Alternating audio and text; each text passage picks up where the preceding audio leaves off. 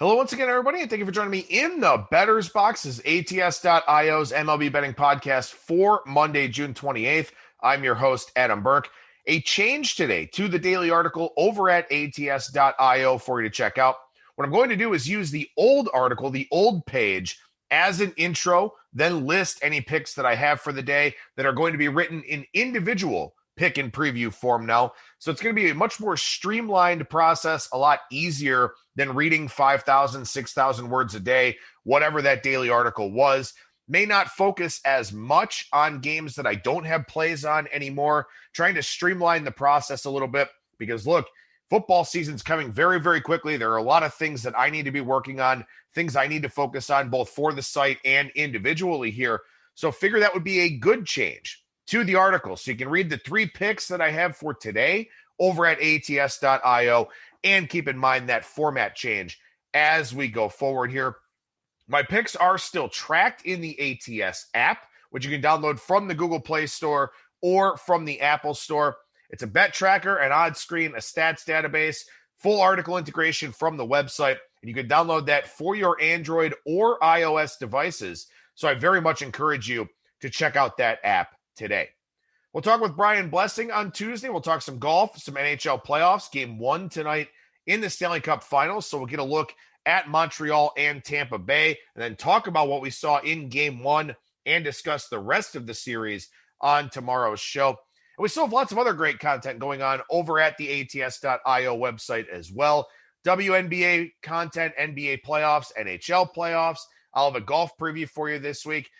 Big UFC pay-per-view coming in 2 weeks that I'll be able to write about next week. So lots of stuff going on over at ATS.io for you to check out. Lots of stuff going on in Major League Baseball as well. So let's go ahead and get into the show today. Traditional format for us. We'll start beyond the box score, take a look down the lines, and recap some line moves from the weekend. Give you a couple picks for tonight's action, and then a preview of 5 series here for the week ahead. So let's go ahead and start with a look beyond the box score and take an update after the weekend here of the offensive numbers around Major League Baseball since June 3rd. Now, June 3rd was a big day. That was the first MLB memo that went out. The second one, June 15th. And, of course, on June 21st, we started seeing the crackdown. And we did have our first pitcher ejected over the weekend. That was Hector Santiago of the Seattle Mariners. Says he was only using rosin and sweat. We'll see if Major League Baseball tests the substance that's there or whatever this process is going to be. But Santiago ejected from the game, and there will be a subsequent suspension. And now it will be interesting to see what happens in terms of the appeal process and all of that, because umpires are being given a lot of power right now. They don't really know what the substances are in the moment. So if a pitcher is using something within the letter of the law, like rosin and a sweat combination, something like that, it's very hot, obviously, a lot of these games right now, and especially the day games. Well, that's not really illegal. So Hector Santiago doesn't deserve to be suspended for something that's not illegal. So now we'll get to see what this process looks like, if there's due process for the players. They took the glove. They were going to, seal that and then analyze what they found. I don't know. The whole thing it continues to be a mess. But we'll see what happens here as we finally have our first pitcher ejected and that suspension looming down the line here for Hector Santiago. But in any event, offense since June 3rd, 243 average, 317 on base, 409 slugging, a 316 weighted on base average, 23.4% strikeout rate, 8.7% walk rate. And we had a pretty decent slugging percentage drop over the weekend. And when you look at what happened from June 3rd till now, yes, the slugging percentage is up and up a pretty good amount, but it did go down over the weekend. It was about 413 from June 3rd going into Thursday's show when we last talked, now down to 409. On base percentage and batting average stayed about the same. The home run to fly ball percentage, based on what we saw over the weekend, pretty big drop. That's down about 0.5% from where it was on Thursday. So that's a pretty interesting development right there. But pitchers are adjusting. And of course, as we talk about sample sizes that are this small, there is a lot of noise. There is a lot of variance. Are more games being played in pitchers' parks versus hitters' parks? Well, that's going to certainly move around a lot of these numbers in these small sample sizes. So pitchers are making their adjustments. And admittedly, I would have expected home run to fly ball percentage to stay high with the weather, the warmer conditions, and all of that. But it does appear that pitchers are trying to find whatever they can possibly find to try and get back some of the advantage that they lost. And something I thought was really interesting here is that when we look generically at fastball percentage from Fangraphs, so generically this is four-seam, two-seam, sinker, cutter, all those different types of things. All of the fastball variants get grouped together, except for splitters, which is called a split finger fastball, but it's really not. All the fastball variants get grouped together at Fangraphs. So for the season here, the fastball percentage is 51%. Through June 2nd, it was 50.9%, average fastball velocity 93.4 miles per hour. Since June 3rd, oddly enough, fastball usage has gone up to 51.2%, velocity also up to 93.6. So the reason why this is very interesting to me is because when we talk about the spin rate crackdown, we've primarily been looking at the impact on fastballs because breaking balls have always been hard to hit anyway. They've always had the higher spin rates. Certainly the spin rates are much higher now with the use of substances that was going on. But the real reason that offense declined in Major League Baseball was because of spin rate increases on fastballs. Yeah, there's the shift and the alterations to the baseball and so on and so forth. But a lot of it has to do with hitters weren't doing as well on fastballs anymore. And a big part of that was the spin rate increase. So I would have thought, okay, they're going to crack down on substances. Fastball usage will go down. Guys will throw more sliders and curveballs and changeups and all those sorts of things. But fastball usage grouped as a whole has actually gone up. However, let's dig deeper into the data because the Fangraphs number is very simplified. It's all kinds of fastballs. But over at Fangraphs, you can also look at Pitch Info Solutions data. And one of the biggest jumps here is with sinker usage. Sinker usage since June 3rd, 15.3%. It was 14.4% up until that point. So four-seam fastball usage is down a little bit, but we're seeing more sinkers and two-seamers out of pitchers. So that's one adjustment that pitchers have made here so far. And the ground ball percentage is up 0.1 of a percentage point, so it's not up a lot. But we are seeing a lot more sinkers out of pitchers now than we were seeing previously. Almost a full percent usage increase with sinkers. So that's one adjustment that pitchers have tried to make. Another one, as I mentioned, fastball velocity is up. So pitchers are trying to do what they can to adjust. And that's really the biggest thing about all of this. And the biggest thing in general is that it's much easier for pitchers to adjust to some of these things than it is for hitters. I mean, hitters are still at the mercy of what a pitcher throws, where the location is, and all of that. Pitchers can change their arsenals. They can do things differently. They can try to reach back and throw a little bit harder. Hitters, maybe you make a swing change, something mechanical, something with your swing, your swing plane. You move your feet in the batter's box. You kind of change your load, something like that. But, you can't make the same kind of changes that pitchers can to just throw you something altogether different. So that is one adjustment that pitchers have made here so far is to throw more sinkers and to throw more two-seamers where spin rate isn't quite as important as it is with a four-seam fastball. So that's a big difference. And I do wonder if maybe that's something that pitchers around the league have kind of picked up on a little bit. And perhaps that's why the home run to fly ball percentage went down a little bit over the weekend. Guys not really digging out those sinkers as effectively. So that's a big change. Two-seamers are a big change. And so, again, pitchers have this ability just simply by the nature of the game to adjust better to these changes, these fundamental differences in Major League Baseball than hitters do. So that's one of the changes that they made here so far. And we'll see if that's something that continues to take place here. Something else I wanted to take a look at, I was wondering if the decreased spin rate has had any sort of effect or impact on high velocity contact. because that's something I look at a lot. I look at hard hit percentage quite a bit, and that's a statistic that looks at percentage of batted balls hit at least 95 miles per hour.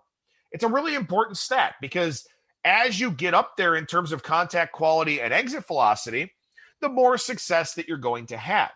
So for the full season here, batting average on batted balls of 95 plus miles per hour sits at 493 with a 618 weighted on base average. Now from April 1st to June 2nd, the batting average was 489 with a WOBA of 612. Now from June 3rd to June 27th, so that encompasses the first memo, the second memo, and then the umpire examination and the crackdown that we started seeing on June 21st, the batting average on high velocity contact is now 503 with a 632 weighted on base average. So more home runs. That's something that we have seen definitively since the first memo went out. And also, I think the weather kind of has a pretty big impact on all of this, because when you look at average exit velocity of batted balls of 95 plus miles per hour, from April 1st to June 2nd, the average in that sample set was 101.8 miles per hour. The average from June 3rd to June 27th is 101.8 miles per hour. So we're not seeing balls get hit any harder. We're just seeing better outcomes and better results on them.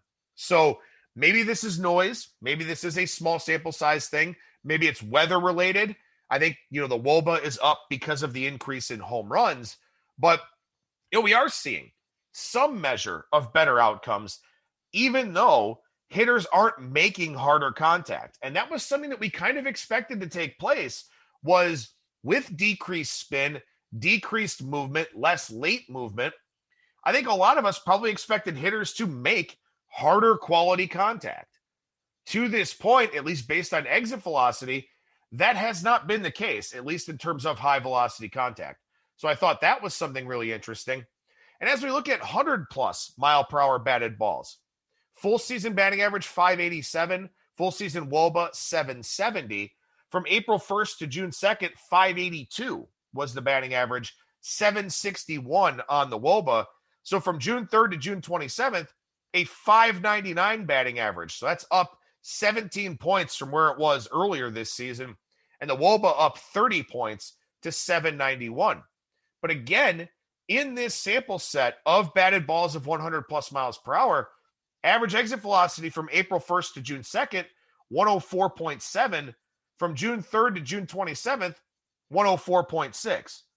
So guys are not hitting the ball any harder, but they're having better outcomes on this high velocity contact. Probably because the ball is carrying a little bit more. The warmer weather certainly helping, where you're getting, fly balls that may have been caught in April and early May that are now landing on the warning track or landing over the fence, something like that. So I don't know if this necessarily has anything to do with the spin rate crackdown. My guess would be to some degree it does, but I think a lot of it is weather related as well. Maybe pitchers kind of changing their arsenals, something like that. But we have seen better success, better outcomes on high velocity contact, even though guys aren't hitting the ball any harder. So maybe just a correction of variance, maybe the weather, as I said, it could have something to do with the spin rate. We're just going to need more data before we can find that out. So, again, in this small sample size of 24 days, it's not that big. It's not that definitive necessarily, but, offense is up around the league, and that is something that has been true throughout the course of the last 24 days here. So, just something more to keep following as we all kind of adjust to this new normal of Major League Baseball. Something I thought would be kind of interesting to take a look at here is, pitcher strikeout percentages and walk percentages as a team, to see if there are any teams that maybe have been more negatively impacted by the spin rate crackdown than others. Now, of course, keep in mind here, you're talking about a time period of April 1st to June 2nd, and then June 3rd to June 27th. So between April 1st and June 2nd, you play a lot of different kinds of teams. From June 3rd to June 27th, you may not. You just simply may not play teams that strike out a lot, or teams that walk a lot, or something like that. So there is a lot of noise in what I'm about to say, But I think it's kind of interesting to take a look at anyway to see, if there are teams that are more impacted by this spin rate crackdown. And the ironic thing is the biggest decrease in strikeout percentage over the two time periods is the New York Yankees. Their strikeout percentage from April 1st to June 2nd down 6% over the last 24 days. And that's almost exclusively Garrett Cole. So Garrett Cole very much negatively impacted by this spin rate crackdown to the point where he's had a huge strikeout percentage decrease. Obviously, the numbers and the results have not been good for him. So the Yankees are at the top of this list. And the thing that's really interesting about it is that on Thursday when I talked, there were 29 of the 30 teams, or maybe it was last Monday's show, 29 of the 30 teams had experienced a four-seam fastball spin rate decrease. The one team that had not was the New York Yankees. But with Garrett Cole's decreased spin rate now, their strikeout percentage is down quite a bit. They've gone from being a top 10 team to being a bottom 10 team, just largely because of what this spin rate crackdown has done to Garrett Cole. And Garrett Cole, of course, signing that $324 million deal prior to the season last year. So that's pretty interesting, to say the least. But the Yankees, with the biggest K percentage decrease, and a lot of that is Garrett Cole. So, there's really not a whole lot, I think, to take away from that, except to say, except to basically illustrate, I should say, the impact that Garrett Cole has when it comes to strikeouts and strikeout percentage. Next on the list here is interesting. The Detroit Tigers down 3.1%. And I don't really know why this is. I know that Casey Mize, has had the spin rate and the velocity decreases. But, Tarek Skubal's kind of picked up his strikeout rate and all of that. I don't really know what, the whole thing is behind that. I'm not sure if it's an injury that's had a big impact on the strikeout percentage. But I did think that was interesting. Maybe it has something to do with the teams that they've played. I don't know. But the Tigers' K percentage down 3.1% over the last 24 days. And one thing that is a little bit interesting, and again, you try to walk a very fine line with these things and not be accusatory, but you do have AJ Hinch there in the dugout, who was obviously with the Astros as they were doing all of their things. So, if you want to put 2 and 2 together, I don't know if it necessarily equals 4 in this situation, but the Tigers with a 3.1% strikeout decrease from pre-first memo to post-first memo. The Pirates down 3%. That doesn't surprise me at all. I've talked a lot about the Pirates, about their spin rate decreases, especially with regards to their bullpen guys. And that will have a significant, impact on strikeout percentage because relievers do tend to strike out a lot of guys. So that is one where we've got a pretty big drop there. And I do think I have some degree of an explanation for that. The Padres down 2.8%. And now Dinelson Lamet, now he's on the IL, so that'll probably drop a little bit more. The Royals down 2.6%. The Orioles down 2.2%. And the Twins also down 2.2%. And something I think is really interesting about this list of teams here is that, the Yankees are above 500. The Padres are a solid team. But the Tigers, while they've played a lot better and they're 25 and 20 over their last 45 games, they're still, a borderline last place team. The Pirates are a last place team. Royals and Twins tied for last. Orioles, a last place team. So these are teams that already didn't have high strikeout rates, but now experiencing these decreases. I think that's kind of interesting. Maybe something to follow. Maybe there's nothing to it. Maybe it's just noise or competition level or something like that. But, just kind of wanted to mention it on today's show. One thing I will say is that up until June 2nd, there were 0 teams with a strikeout percentage under 20%. From June 3rd to June 27th, there are 3 teams under 20% now: the Pirates, the Diamondbacks, and the Tigers. So, 3 obviously very bad teams, and now lower strikeout rates, whether that's a spin rate crackdown thing or just, competition, something like that. Again, still kind of interesting to watch. Something else I thought was interesting to take a look at here too: teams that are under the microscope, for, being accused of using substances or maybe seeing these big spin rate increases. The Cincinnati Reds, they call them Spin-Cincinnati, because of what they've been doing at the minor league and major league levels to develop more spin, Trevor Bauer was there, had the big spin rate increases. Tyler Mahle, same thing for him. Well, even with this spin rate crackdown, over the last 24 days, Cincinnati's K percentage as a staff is up 1.8% from where it was earlier on in the season. So if they were using substances and stopped, it hasn't had any sort of impact on them at the major league level. The Astros are down 0.3%. The Rays are up 0.7%. So those were a couple of teams that, or a few teams that are kind of under the radar for this whole spin rate crackdown thing. As far as other teams that I've noticed with spin rate decreases, the Red Sox and the Braves, the Red Sox down 1.9% in the K percentage department, although they've also played Houston and some other really good teams in there. And the Braves are down 0.9%. So I think you really look for here is that, some of these bullpens have really experienced these spin rate decreases. Those are probably the teams that will have the biggest K percentage drops. So I thought, okay, maybe walk percentage is a better indicator.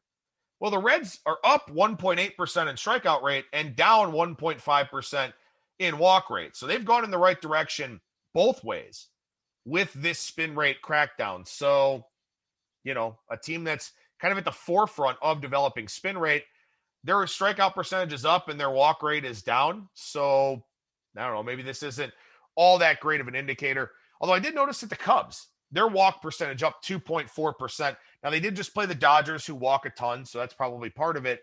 But, the Cubs, a team where I'm looking for some regression out of that pitching staff anyway.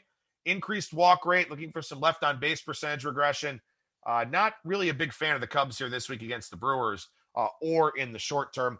But again, as I said, a lot of this stuff could simply be dependent on who these teams have faced in the smaller sample size.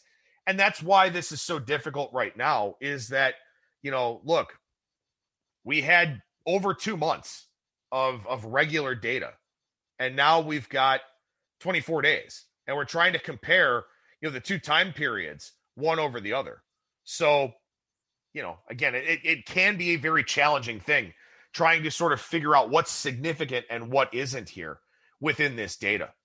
One other thing I want to take a look at here beyond the box score is I want to look at base runs outliers. And remember, base runs, an alternate standings metric over at Fangraphs.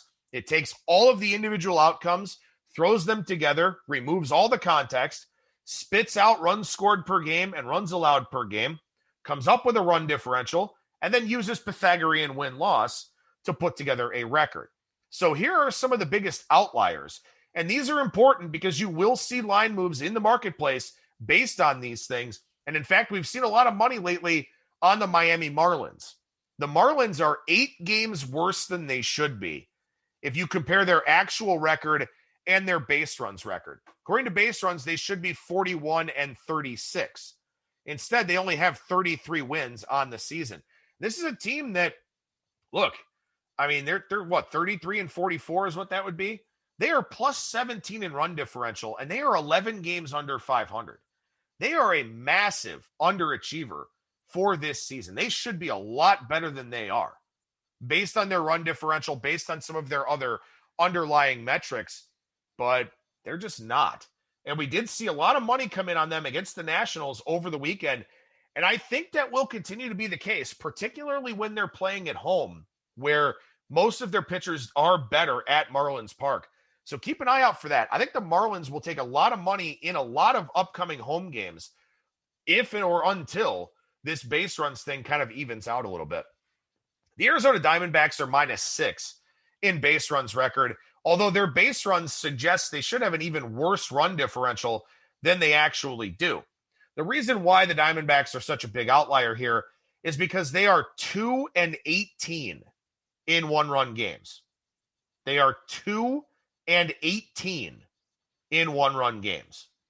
And usually, at most, you'll see teams plus or minus 5 games, on one-run records, stuff like that. I don't know. I don't know how this has gotten so bad for the Diamondbacks here to be 2-18, but it's just the way that it's been here for them so far this season. Next on the list here is the Houston Astros. They're -5 in base runs record, and they should be 53-25 according to base runs. They're only, quote unquote, 48-30 But the thing for the Astros is they've won a lot of games in blowout fashion, and in particular, a lot of games lately in blowout fashion. So they've racked up a really high run differential. So it's not really a big surprise that they're kind of a laggard in the base runs department, because when they play close games, things are a little bit more normal for them. But they've had so many blowout wins here of late where they've scored, double-digit runs in, it was probably like 6 of 8 games last week or something like that. So they just blow teams out a lot. So when you get blowouts, when you get some of these outliers like that Diamondbacks 1-run record outlier, stuff like that, you will get some things that kind of don't line up. And that's one here where the Astros should be a much better team than they are. But a lot of that also has to do with winning games in very lopsided fashion. The Orioles, they're -4 in base runs record. They should be a 28-50 team. They are not. They only have 24 wins on the season. They're 5-12 in one-run games. So they've had a lot of issues in those close games as well. That's something that's kind of dragged down their actual record a little bit. As far as other teams, the Jays, the Braves, and the Twins, all -3 here right now in base runs record. So really the one that you want to take away the most from this is the Marlins. The Marlins are a team that's 11 games under 500 with a positive run differential. So Pythagorean win-loss, base runs, third-order win percentage, all say that the Marlins should be a lot better than they are, and you will see line moves based on that in the marketplace. And as I said, I think it'll probably happen with Miami at home. So if you like Miami at home, play it early. If you want to fade Miami at home, wait it out, because you should get a better price in that game. Now, teams that are overachieving on the base run side, the first one is the Boston Red Sox. They are 7 games better than they should be, according to base runs. They are playing more like a 40-38 team by base runs, and their +42 run differential looks more like +11, according to base runs. So that's a really interesting one there. I don't know if it's because they're doing really well with men in scoring position or something like that. A lot of times these base run outliers have to do with cluster luck, where you're just doing really well with men in scoring position or the opposition is not. But the Red Sox look like a pretty big overachiever right now at this point in time, and we'll see if they get faded as a result here going forward. My Cleveland Indians, big overachiever this year. They have a negative run differential of -3, but they're 41-33 on the season. Their base runs record is 35-39. So the Indians, according to base runs, are basically around the Twins and the Tigers and some of the other teams in that Central Division there. So they are a massive overachiever. And I talked about this on last week's show, where not only are the Indians a big overachiever, and you could make the case that when Bieber, Plesac, and Savale get back, they're obviously going to be a much better team at that point in time, and that is very true. But the Indians are about to hit a tougher part of the schedule. They play the Tigers this week. Then they play a tougher part of the schedule before the All-Star break. And now the White Sox play a bunch of nobodies. So this might be the time to buy a White Sox future, because my guess is, and I think the Indians trail by 2.5 right now with 3 games in hand. My guess is the Indians are 6 or 7 back by the All-Star break. So this might be the time to buy a Chicago future, because the Indians are the only team in their area code right now. So this might be a good time to buy that Chicago future if you see a reasonable price out there. The Brewers, they're +5 in base runs. They only have a +11 run differential, but they're 45-33. They win a lot of close games. They've got great pitching and no hitting. And that's something you can look at too. The Indians have good pitching and no hitting. And you'll get base runs outliers in that type of scenario where you're getting great pitching and no hitting, because you're winning close games. Doesn't really help your run differential a whole lot and all of that. So that's the story for the Brewers, and to a degree, the story for the Cubs, because they're getting decent pitching, and they've been a pathetic offense for the last 6 weeks. According to base runs, they should be -21 in run differential, but they're actually +17. So they're overachieving by 5 games, according to base runs. The Mariners, 41-38. They are 3 games over 500 with a -43 run differential. They are 18-7 in one-run games.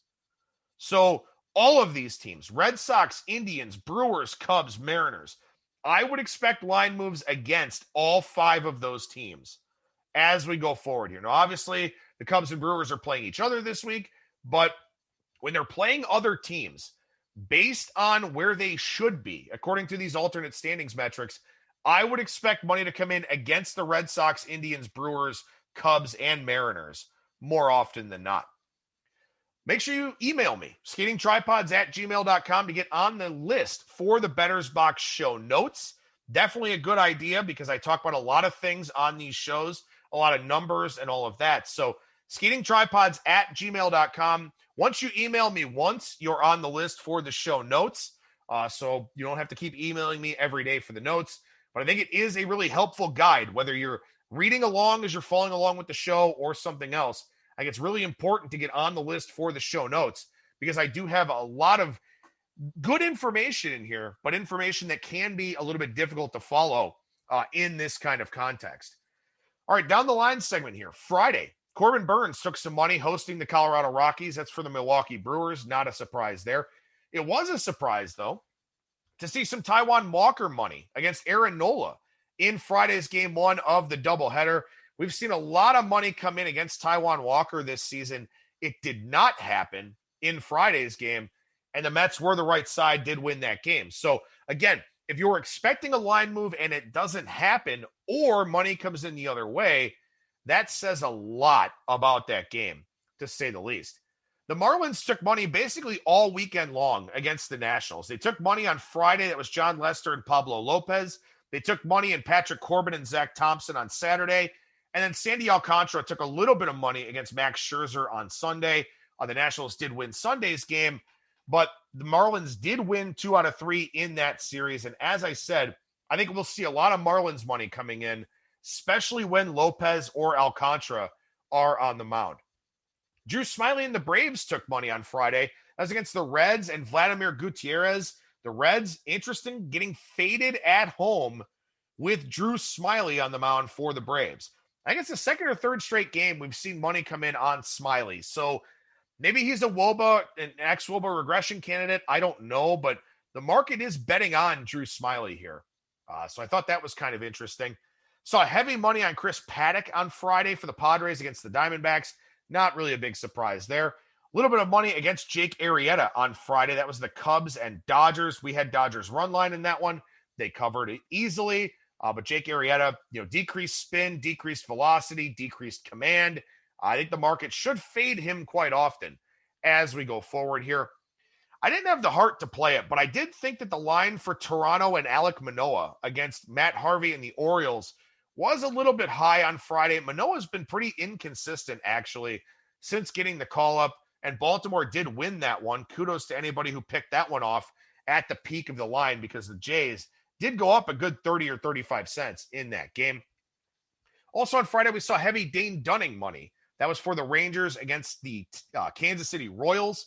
I think it was Mike Minor in that one, but Dunning took money in that game. And in fact, we've seen a lot of Rangers money of late here. We even saw Rangers money with Brady Singer and Jordan Lyles yesterday, which I didn't really expect that to happen. But I don't know why people like the Rangers. I don't see any reason to be betting on them.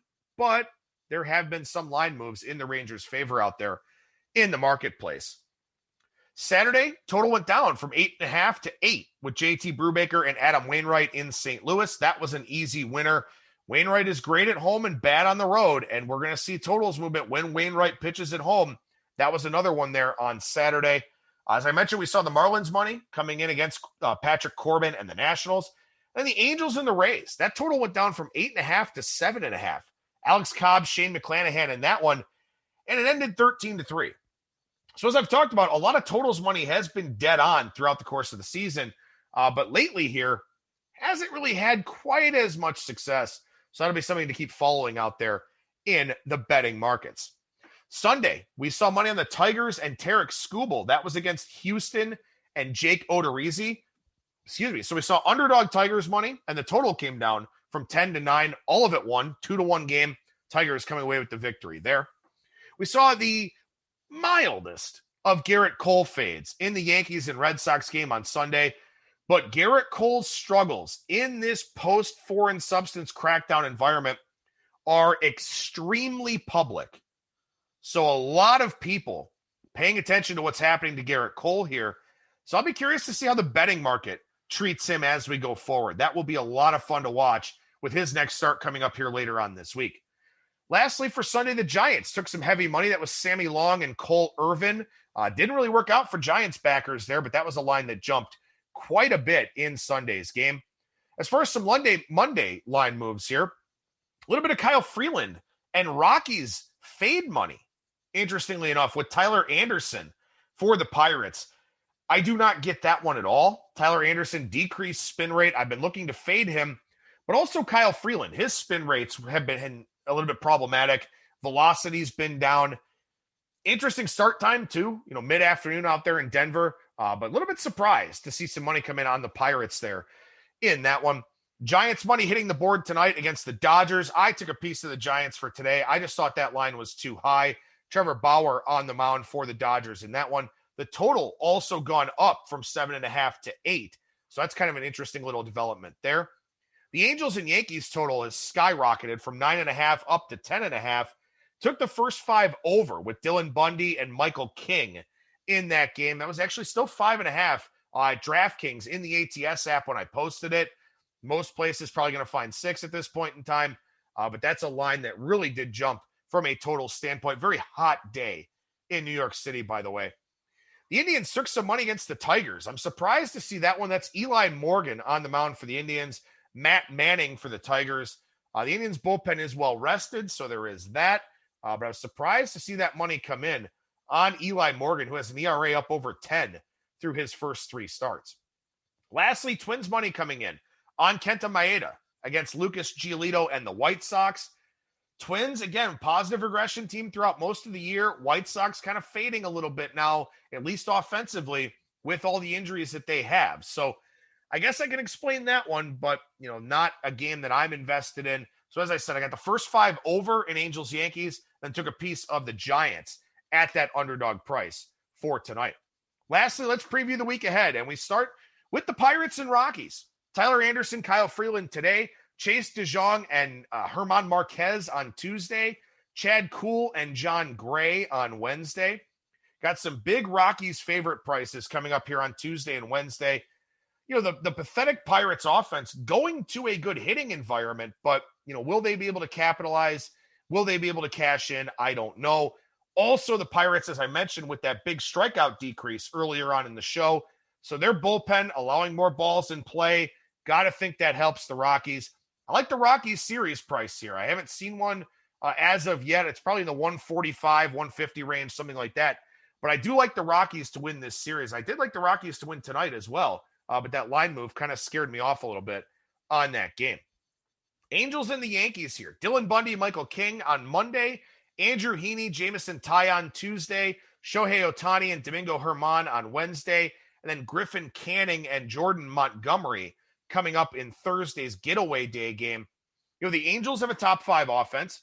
The Yankees are making all kinds of hard contact that they really haven't had a whole lot of success with. But it's going to be very hot in the Bronx this week. Could see a high-scoring series here, and I kind of wonder if maybe this is what gets that New York offense going a little bit. Thursday, Griffin Canning, worried about the velocity, worried about the spin rates. Probably a heavy price on Thursday to back Montgomery, but that might be one that I'm kind of interested in, although the Angels hitting lefties very well this season, and also the Angels, one of the best offenses in baseball with men in scoring position. So could see some high-scoring games there at Yankee Stadium this week. And as I said, maybe that's something that kind of gets that New York offense going. Cubs and the Brewers fire it up tonight. Kyle Hendricks, Freddie Peralta, Zach Davies, Brandon Woodruff, and then Jake Arrieta and Corbin Burns. The Brewers up 3 games in this division now, and they could put some distance on it in this series. They're throwing their 3 best starters against the Cubs here, and the Cubs have been awful offensively over the last 6 weeks. I don't think they hit Peralta today. I laid the big price with Milwaukee. I don't think they hit Woodruff tomorrow. I don't think they hit Burns on Wednesday. And even if they do, Arrieta is probably going to give up some runs. So not really liking this spot for the Cubs coming off of that West Coast trip out to take on the Dodgers. I think that the Brewers are in really good shape here. So I played them tonight. Tomorrow will be a big number. Wednesday will be a big number. So I'll have to see if I want to lay run lines, depending on the bullpen, anything like that. But I don't think that this series goes well for the Cubs. So we'll see how it all plays out with that NL Central showdown. Another division rivalry here, the Giants and the Dodgers in a quick little two-gamer. Anthony DeSclafani and Trevor Bauer tonight, Kevin Gausman and Walker Buehler tomorrow night. Big games here for both of these teams because the Giants, you at least want to split this series if you can. Don't give up any ground in the division. The Dodgers, look, there's a lot of baseball left to be played, but after what happened last week with that Padres sweep, I expect the Dodgers to be very invested in this series. The thing of it is, I don't think people realize how good the Giants are. I mean, they're a top 5 offense. They're a top 5 starting rotation. Yeah, the bullpen's not great, but they play from in front a lot. They're one of the best first 5 bets in baseball. And they've got Gausman going on Tuesday. The Giants have been very disrespected throughout the course of this season here. I've kind of played on them a little bit more here of late. And as I said, I played on them here today. But it is amazing to me the disrespect that they have gotten this season. They are legit. There is staying power to this team. This is not a fluke. And for a while, I thought, okay, it's going to be hard for them to hang. I don't believe that anymore. This Giants team is very, very good. Very good. And they've got a smart front office. They're going to make some moves to bolster that bullpen at the trade deadline here in about a month. This Giants team is good. So we'll see how they do in this 2-game series here against Los Angeles. And finally, the Padres and the Reds. Blake Snell, Tony Santillan tomorrow night. Joe Musgrove, Vladimir Gutierrez on Wednesday. Chris Paddock, Luis Castillo on Thursday. As we know, the Reds offense much, much better at home. As we also know, the Padres have made a lot of hard contact this season that they have not been rewarded for. Now they're going to one of the best hitters parks in baseball. Maybe this kind of gets them kick-started a little bit, especially in the first 2 games, facing a guy like Santillan and facing a guy like Gutierrez. On Thursday, getting Luis Castillo really turned it around in the month of June, pitched extremely well. Kind of like the Reds on Thursday here as sort of a look-ahead play.